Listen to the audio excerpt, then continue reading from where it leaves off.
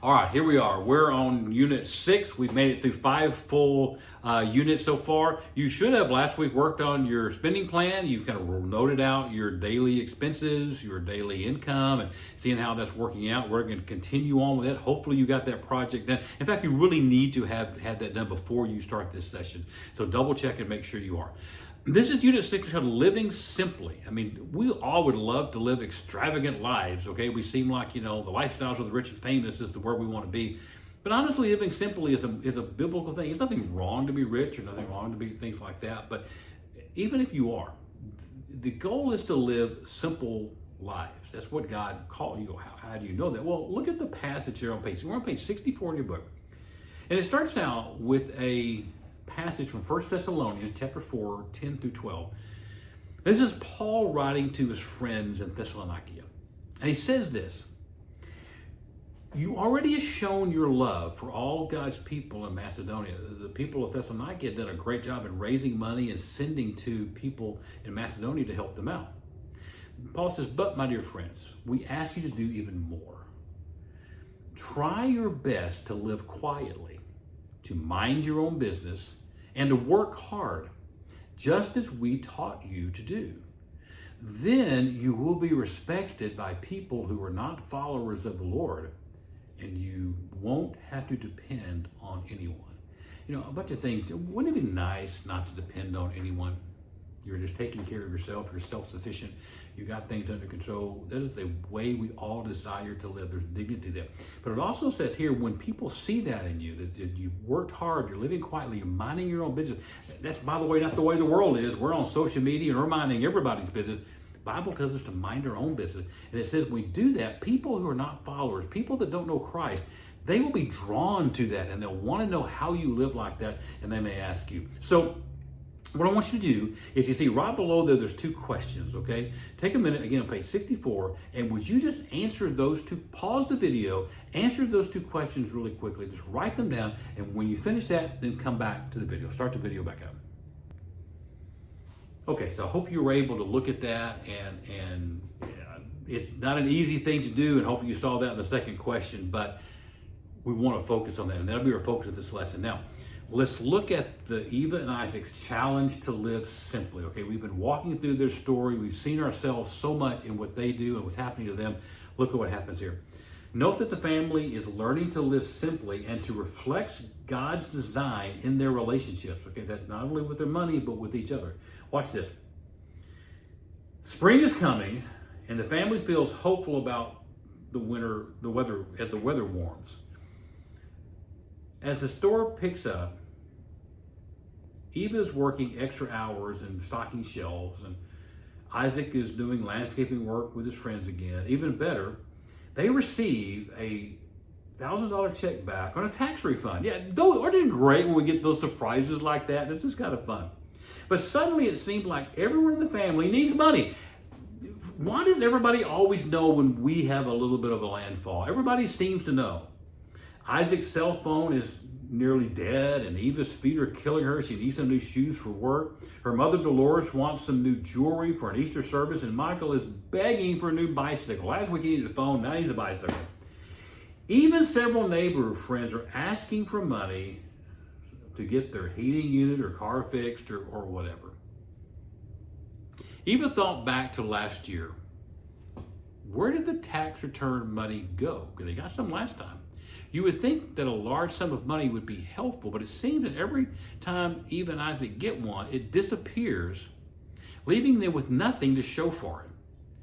So many people in their lives have needs they feel obligated to meet, but if they don't help, will others lend a hand one day when maybe Eva and Isaac need some help? Look at the question there. What normally happens when you receive a large sum of money like $1,000? Do you spend it, pay off debt, or help someone out, or save it? Take just a moment, pause the video, answer that question, and just be honest. If you've ever had that, what do you do and how do you feel? Again, write down your honest answer and come right back. Okay, so I hope you did. I hope you took a moment and wrote a truly honest answer with that. And I know a lot of people do get kind of caught in the cycle of getting money and helping. Which, again, we want to help others. We want to be helpful to, but we do need to prioritize sometimes our own selves and making sure we're getting to the point we need so that we're not staying in a hole. So Continue reading there about they practice this simple saving. Let's see what happens here, okay? With a new spending plan this year, Eva and Isaac are determined to use the tax return money, that $1,000. They want to use it wisely. First, they go deposit $300 in their credit union. Important, they put some money in there. They've almost reached their long-term saving goal, and remember that, of having $500 in emergency fund. Remember, that's part of their savings goal, to have it $500. Now, they don't always have to worry about what crisis will wreck all their family plans. Next, they go and they pay off the washer and dryer to the elder. Remember, they bought that, along with the owed debt to a friend. Paying back honors and builds their relationship. So they focused on kind of getting rid of debt with this surprise money that they got. Suddenly, Eva's mother Dolores is very energetic about their spending plans since the washer and dryer at home, and she can play a role helping the family save.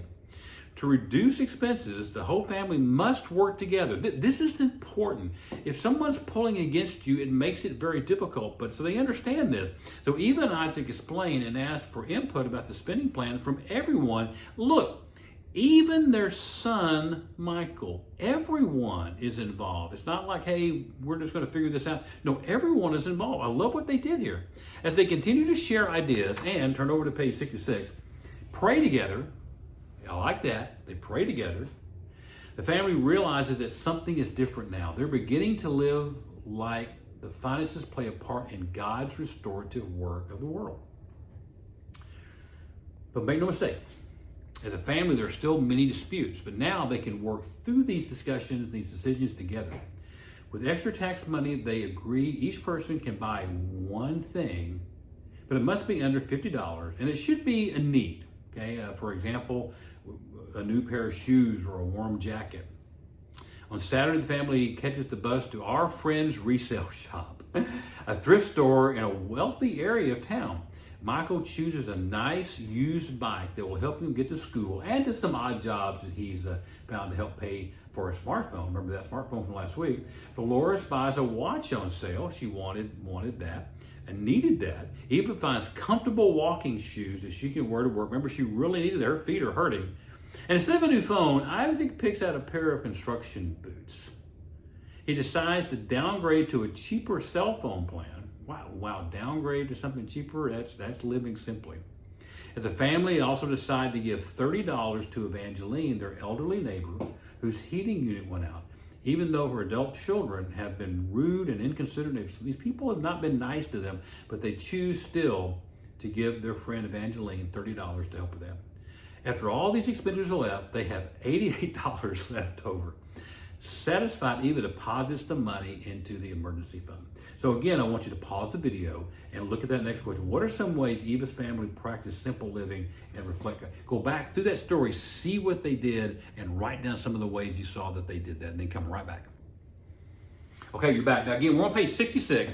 We're at the bottom down there. Hopefully you answered that last question and you saw all the ways they did that. Notice that there was, what it involved in that, it involves smart thinking, it involves why, it involves sacrifice, it involves giving up some things in order that maybe they really wanted, but instead of focusing on some things that they really needed, okay?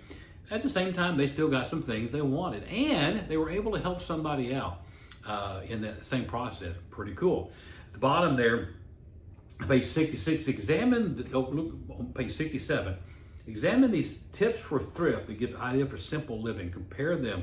So if you go on page 67, there's just a list of tips for thrift. I'm not going to read through this. You can do that on your own. But it's got some ideas about food, about using coupons, about bringing your own lunch, about clothing, doing some shopping at thrift stores. Man, I got to tell you, we got a great thrift store right here in Kaufman, the Twice Around store. And man, you can go over there sometimes and find some really cool things on the rack. I mean, sometimes designer stuff for like nothing at all. Utilities, there's some ways around your house that you can look at to make sure you're saving money. Just a simple example, if you're walking around your house and you can walk by doors outside and you feel the cool coming in from the winter or the heat coming in, you need to look at a way to get those sealed off. And sometimes a simple way is just to put some blankets around there or towels. But you want to find a way to get that will save. You can't imagine how much money that will save you on your heating bill. And then there's this other things there at the bottom about, when you, even the last one there says, don't make large, if you were looking for something and you go somewhere, don't make a large purchase on it first. Think about it, think it through, think about how that may work out. So look at that list. It's a really, really good list. All right, so jump over to page 68 and you see how small savings add up, all right? And again, you can read this. I'm not going to go through all this, but you will see there's just some items there. Look at the second one there, a lunch out. The normal cost is $5. That's kind of hard to find a lunch for $5, but we'll use that as an example.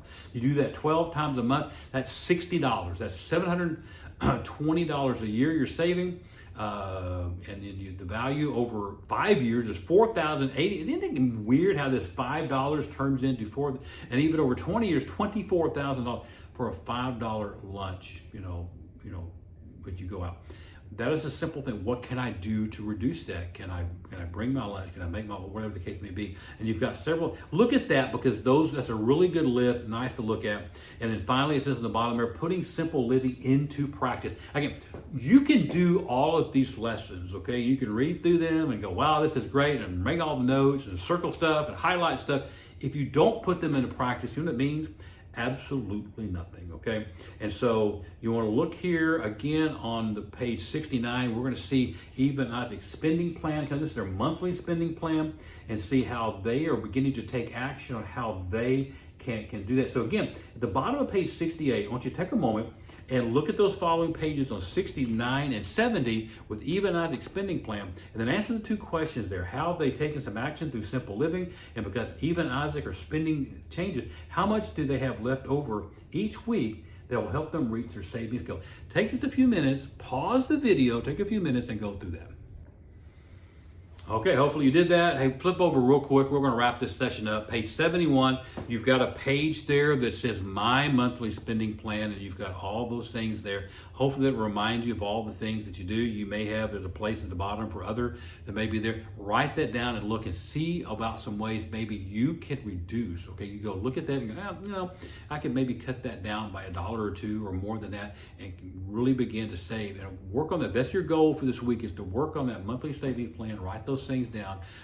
Again, on the next couple of pages, you've got your daily income again. We'll keep up with that. You might see some changes there that would help you. And again, next week we'll come back and go to our next session, but do this. And remember, we are here at the center to help you with these. So if you go, hey, listen, I would really like to sit down with Richard, with you or one of your staffers, and kind of go through how we can make this work, we will set up an appointment and do that with you. We will help you build your savings plan. Okay, it's nothing to be embarrassed about. Everybody struggles with it. We just want you to succeed, and we want you to find ways to save some money. And the best way to do that is to create a good savings plan that'll help you. Again, I keep thinking about that passage where at the beginning, or we read about last week with the wise woman, and she said, when she goes through her day and knowing that crisis is coming, she doesn't worry about her family because she knows she's planned well. That's the truth. We want to help you plan well. All right, we'll see you next time.